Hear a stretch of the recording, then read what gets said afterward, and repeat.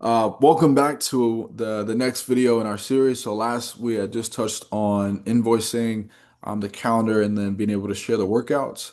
I know previously I had forgotten to mention this in one of the past videos, but let's say if I wanted to edit and add a member to the team, super easy to do that. I just click on edit, and then from there I can add or remove an individual. That way, if I'm doing my invoices, I could share with the team calendar, share with the team, and then workouts the same thing.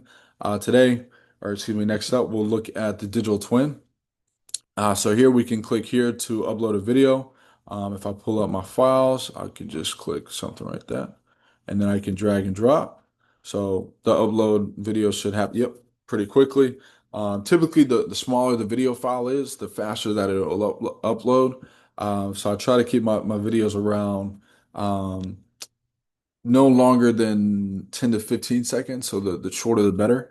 But they're able to process pretty quickly. So once I hit analyze, I select the athlete name. If I let's say if I had a new video with a new athlete, I could just add them like we did before, like via email.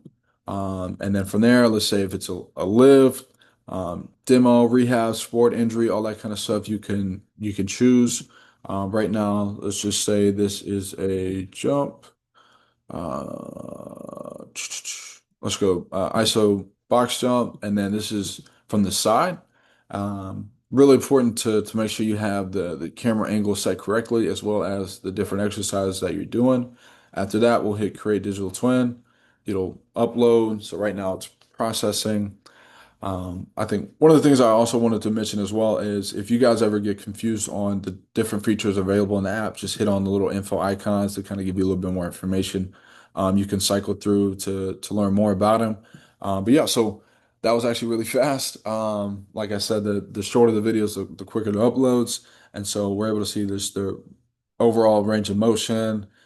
Pretty much the same, right to left, a little bit, difference in degree there. We're able to see the knee angle difference is only, 4 degrees a difference, postural stability, the velocity, all that kind of stuff will track as well. Joint power will be in there, and then torque. So all this is based on the height and weight of the athlete. And then if we hit click view, we should get our view. Yep. So right now it's a little sideways, but it'll autocorrect as well. And then if we go back, we can look, frame by frame, seeing how the athlete moves, and it tracks each of the joints. So I'm able to see ankles, knees, hips, elbows, and then hands as well. And then after that, good to go. And so let's say if we wanted to search an athlete history, we can do that. So we can go back and look at, okay, this is what the most recent, exercises of the athlete has been. So the box jump, let's say we wanted to scroll earlier, so the athlete had uploaded something on their own, was a back squat. We can look at that as well. I hit view, and then the video's in there. So that's about it. But yeah, so if you wanted, more information, definitely try to click around different buttons, different features to get a little bit more insight on how to use everything. The import block, let's say if all the excuse me, the workouts that we had made previously. If I wanted to create something similar, I could just hit import. I can search by, single exercise, supersets, all that kind of stuff. And then it'll automatically populate in my workout so that I'm able to make those workouts a little bit quicker.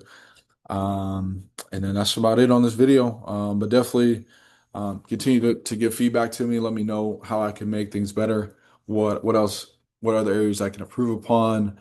I try to answer the emails as quickly as possible.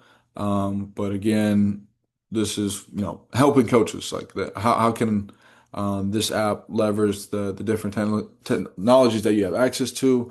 But also provide a convenience for the workout builder, the calendar, the invoicing, and then something brand new with the digital twin, being able to analyze your athlete's mechanics pretty fast and efficient, so that you can make corrections as you go along as a coach. Say, hey, you're looking pretty good here. Here's some things we need to change and adjust, and then being able to go from there. But just appreciate you tuning into the videos. Hopefully they were helpful, and provide a little bit more insight on how to use the app. I'm sure I'll continue upload and update the videos regularly. So if any new changes come about, I'm sure I'll provide a little bit more insight on how to use the app and the best way to navigate things.